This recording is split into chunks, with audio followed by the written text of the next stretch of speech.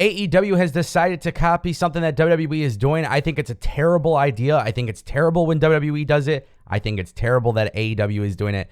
Also, we have quite a few different news stories. Control Your Narrative, WWE big plans, new contracts signed, and we're going to talk about a former WWE superstar who explains why he has not signed with AEW. So much in this video. Timestamps in the description down below.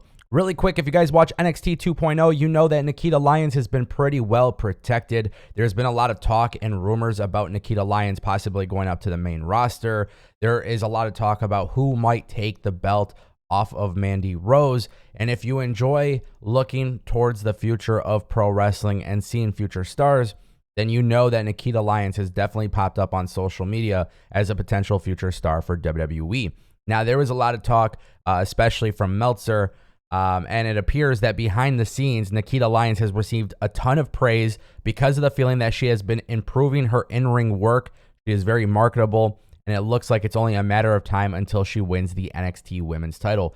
When you actually look at the NXT Women's division, it is a very stacked women's division. My thoughts are pretty simple on it. You got Roxanne Perez, you have Cora Jade, you have Nikita Lyons, you obviously have Casey Catanzaro, and you have so many different other women on this roster. And basically WWE, SmackDown, and Raw, you know, if it's not Becky Lynch, if it's not Bayley, if it's not Sasha Banks, if it's not Charlotte, a lot of women typically don't get pushed outside of those four, or you could even include Rousey on that list.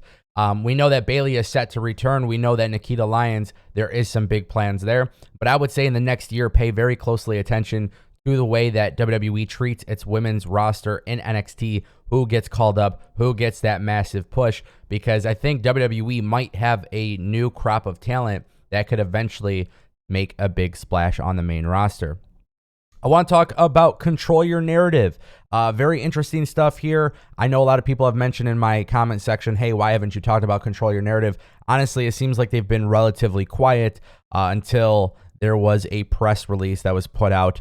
And basically, Adam Scherr, a.k.a. Braun Strowman, also revealed on Instagram that they will be doing a 24-date domestic live tour. Now, originally, when Control Your Narrative was being talked about, there was talks about a TV deal. Turns out it was just through a streaming app called Pro Wrestling TV. A lot of people are losing hope with Control Your Narrative. A lot of people don't feel like this is necessarily connecting with the wrestling audience, but from what I've seen, it definitely looks like there's people going to the events and stuff. So a 24-date tour is definitely a good move. Regardless of the promotion, you know, I tell people all the time, you need more wrestling promotions. I don't necessarily care about the talent that are in Control Your Narrative. However, with that being said, as somebody who enjoys wrestling, I think more companies need to be around, and these are 24 dates. That means essentially people will get paid to work, which is a great thing.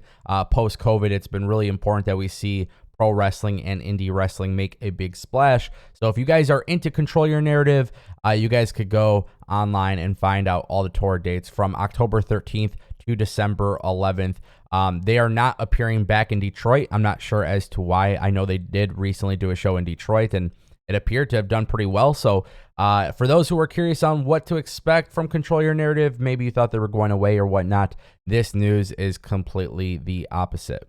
Mick Foley, somebody who has been very, very outspoken about WWE, just revealed that he has signed a new Legends deal that will keep him exclusively selling merch with WWE.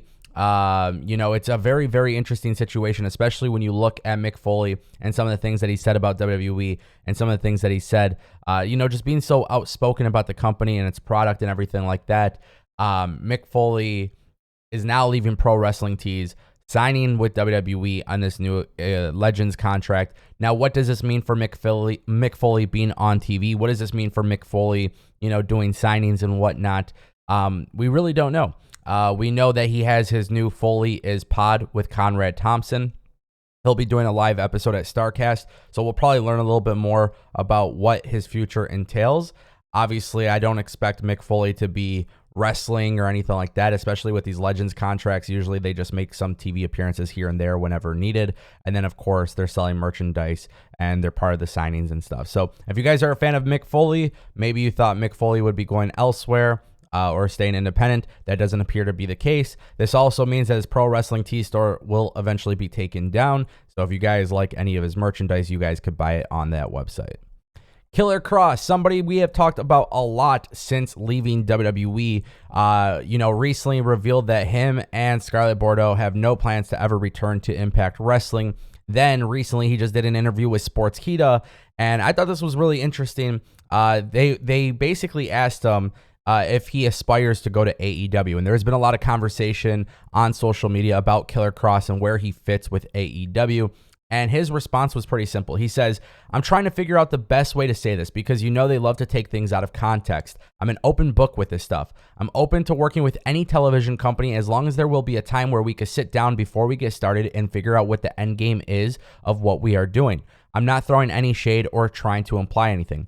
I'm not in a position where I absolutely have to say yes to anything that's offered to me. I'm not scared of losing my fan base. I'm not scared of losing momentum. I see human beings every weekend. They tell us how they feel about us, and the feeling is mutual. We're very grateful for our fan base. We're not feeling desperate to be back on TV. I know some guys feel like there's this fear for the social media optics, for the optics of it. With the experience that we just had on television, we don't want to make the same mistake twice. We didn't have the ability to listen to our audience and be like, they are right, because this is what we signed up for. That's not me complaining or being salty about it. We knew what we were getting involved in. The next time we're going to do something big, if it is with that company or another company, we want to make sure that all hands are on the wheel and we understand what is exactly what we are doing, because I know what the fans want to see out of us. It's up to me, actually, to make sure that the person I'm working for understands, because they have a lot of stuff to shuffle around and a lot to pay attention to. So if we can get to the point where we can sit down and create something collectively together where we know they're going to love this and enjoy it, I can be on board anywhere. So I think a lot of times people wanted to see Killer Kross in AEW, and the reason why it never necessarily panned out was because of the ROH purchase. There was original plans for Killer Kross and Scarlett Bordeaux to be at ROH, and they were not there because Tony Khan had bought the company, and they just weren't able to come to an agreement. It's cool that a wrestler like Killer Kross wants to take control of the creative aspect of his career. Obviously, we saw how things panned out on the main roster. I just want to point out specifically that, to AEW's credit, I feel like Killer Kross would be way more successful on the main roster, on the main Dynamite episodes, with AEW. I really do. I feel like it would be a better fit for him, because I think Tony Khan, while he doesn't necessarily give people creative control, I think he's a little bit more transparent with his wrestlers, and I think that's what Killer Kross needs. I think he needs a company that's going to be transparent, show them this is going to be the end game, this is going to be our plan. And I think if Tony Khan can commit to that, they can have a great storyline or two with Killer Kross. There's a lot of matchups that I would prefer to see in AEW with Killer Kross. I think WWE kind of messed things up, and that's probably why he's being a little bit more serious about his approach going forward, but ultimately very interesting. All right, guys, AEW copying WWE. You know how WWE does these championship contender matches? Guys, it appears that AEW is going to continue doing them as well. It is under the AEW Eliminator match, but basically Konosuke versus Jon Moxley was announced for Dynamite. And yes, to the credit of Tony Khan, he revealed on Twitter that, Konosuke didn't beat Eddie Kingston, so therefore this would not be a title match. But if he beats Jon Moxley, he'll be granted a title match. And honestly, I'm not trying to be overly critical here. I hated when WWE announced championship contender matches. I hate that AEW has been doing them recently as well. I think this is a terrible way to go about creative. I just think it's lazy booking.